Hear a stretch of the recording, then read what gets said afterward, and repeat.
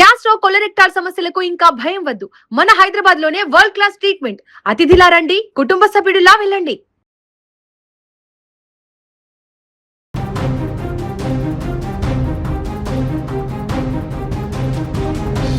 పల్నాడులో వైసీపీ యువనేత దారుణ హత్య కలకలం రేపుతోంది. వెనుకొండ, గురజాల, మాచర్ల ప్రాంతాలను ఒక్కసారిగా ఊపేసిన ఈ దారుణ ఘటన పల్నాడు రాజకీయాలను, గ్రామ వాతావరణాన్ని తీవ్ర ఉద్రిక్తతలకు గురిచేసింది. చీకటి పడిన తర్వాత ఒంటరిగా స్కూటీపై వెళ్తున్న ఒక యువనేత నిమిషాల వ్యవధిలోనే కత్తుల దాడికి బలైపోయాడు. వెనక నుంచి కారుతో ఢీకొట్టి కింద పడిపోవడగానే కళ్ళల్లో కారం చల్లి కత్తులతో గొంతు కోసి దారుణంగా మట్టుపెట్టారు. ఇంతకీ ఆ యువనేత ఎవరు? అసలు ఆ రాత్రి ఏం జరిగింది? ఇది పాత కక్షల ఫలితమా లేక రాజకీయ గొడవల వెనక ఉన్న కుట్రన అనే కోణంలో దర్యాప్తు కొనసాగుతుంది. పల్నాడు జిల్లా రెంటాల గ్రామానికి చెందిన నవులూరి చెన్నారెడ్డి వైసీపీ రాష్ట్ర యువజన విభాగం కన్వీనర్గా బాధ్యతలు నిర్వహిస్తున్నారు. ఆయన తండ్రి నవులూరి భాస్కర్ రెడ్డి కూడా గతంలో జెడ్పీటీసీగా పనిచేసిన అనుభవం ఉన్న సీనియర్ నేత. గురువారం రాత్రి సరిగ్గా 9 గంటల సమయం రెంటచింతల నుంచి తన స్వగ్రామమైన రెంటాలకు స్కూటీపై బయలుదేరారు చెన్నారెడ్డి. చీకటి పడిన ఆ నిర్మానుష్య రహదారిపై ఆయన ప్రశాంతంగా వెళుతున్నారు. కానీ ఆయనను అనుసరిస్తూ మృత్యువు కారు రూపంలో వస్తుందని ఆయన ఊహించలేకపోయారు. రహదారి పైన సగం దూరం వెళ్లేసరికి వెనక నుంచి వేగంగా దూసుకువచ్చిన గుర్తు తెలియని దుండగులు కారుతో ఆయన స్కూటీని బలంగా ఢీకొట్టారు. ఆ దెబ్బకు చెన్నారెడ్డి స్కూటీతో సహా రోడ్డు పక్కన పడిపోయారు. కారు ఢీకొట్టడంతో కింద పడిన చెన్నారెడ్డి తేరుకునే లోపే కారులో నుంచి 4-5 దుండగులు కత్తులతో బయటకు విరుచుకుపడ్డారు. చెన్నారెడ్డి ఎదురు తిరగకుండా ప్రాణరక్షణ చేసుకునే అవకాశం కూడా లేకుండా మొదట ఆయన కళ్ళల్లో దారుణంగా కారం జల్లారు.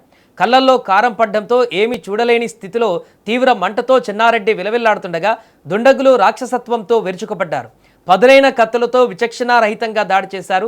అంతటితో ఆగకుండా ఆయన గొంతు కోసి పక్కాగా ప్రాణాలు తీశారు. చెన్నారెడ్డి ప్రాణాలు పోయాయని నిర్ధారించుకున్న తర్వాత మృతదేహాన్ని రహదారిపైన పడేసి దుండగులు పరారయ్యారు.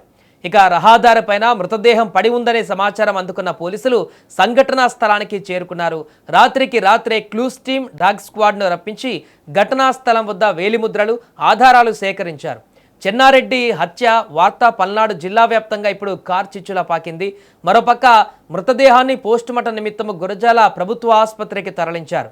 గ్రామంలో ఎలాంటి అవాంఛనీయ సంఘటనలు, ఘర్షణలు జరగకుండా ముందస్తు జాగ్రత్తగా పోలీసులు భారీగా బందోబస్తు ఏర్పాటు చేశారు. ఇక విషయం తెలిసిన వెంటనే వైసీపీ జిల్లా అధ్యక్షుడు, మాజీ ఎమ్మెల్యే పిన్నెల్లి రామకృష్ణారెడ్డితో పాటు పార్టీ ముఖ్య నేతలు, భారీ సంఖ్యలో కార్యకర్తలు గురజాల ప్రభుత్వ ఆసుపత్రికి చేరుకున్నారు. ఇప్పుడు ఈ దారుణ హత్య స్థానికంగా తీవ్ర ఉద్రిక్తతలకు దారితీసింది. అసలు చెన్నారెడ్డిని ఎందుకు చంపారు? చెన్నారెడ్డి కుటుంబానికి లేదా ఆయనకు ఎవరితోనైనా పాత కక్షలు, వ్యక్తిగత గొడవలు ఉన్నాయా? లేదా స్థానికంగా ఉన్న రాజకీయ గొడవలు, వర్గపోరు ఈ హత్యకు దారితీశాయా అనే కోణంలో పోలీసులు దర్యాప్తు చేస్తున్నారు. మరోపక్క రెక్కి నిర్వహించి ఈ దారుణ హత్య చేసినట్టుగా స్పష్టమవుతుంది. చెన్నారెడ్డి ఎప్పుడు బయలుదేరుతారు, ఏ మార్గంలో వెళ్తారు, అక్కడ చీకటిగా ఉండే ప్రదేశం ఏది అనేది ముందుగానే ప్లాన్ చేసుకుని దుండగులు ఈ స్కెచ్ అమలు చేసినట్టుగా తెలుస్తుంది. ఇదిలా ఉంటే మృతుడు చెన్నారెడ్డికి భార్య స్వప్న, 2 కుమార్తెలు ఉన్నారు. నాన్న ఇక తిరిగి రాడనే విషయం కూడా తెలియని ఆ చిన్నారుల రోదనలు, భర్తను కోల్పోయిన భార్య ఆవేదన అక్కడున్న ప్రతి ఒక్కరిని కంటతడి పెట్టించాయి. ఒక పక్క తండ్రి భాస్కర్ రెడ్డి మాజీ జెడ్పీటీసీగా రాజకీయాలలో కొనసాగగా కొడుకు కూడా ఉజ్వల భవిష్యత్తు వైపు వెళ్తున్న తరుణంలో ఇలాంటి దారుణం జరగడం ఆ కుటుంబాన్ని తేరుకోలేని దెబ్బతీసింది. యూత్ వింగ్ పల్నాడు జిల్లా ప్రెసిడెంట్ ఈయన సాయంత్రము 9:30కి రెంటచింతల నుంచి రెంటాలు వెళ్తుంటే సుమారు 10 గంటల సమయంలో ఎవరో 10 వ్యక్తులు ఆయన బండిని గుద్ది పడిపోగలని ఆయన గొంతు కోసి చంపేశారు. ఇందులో ఇలా విలేజ్లో అయితే ఆధిపత్య పోరు జరుగుతుంది. వితిన్ గ్రూప్లోనే, వితిన్ పార్టీలోనే ఆధిపత్య పోరు జరుగుతుంది. 2 గ్రూపులు ఉన్నాయి. ఈయనదొక గ్రూపు, అశోక్ రెడ్డిది ఒక గ్రూప్ అని ఉంది. సో ఎవరు చేస్తారో ఇంకా కన్ఫర్మ్ కాలేదు. మేమైతే ముద్దాయిని ఎస్టాబ్లిష్ చేయడానికి దర్యాప్తు చేస్తాం.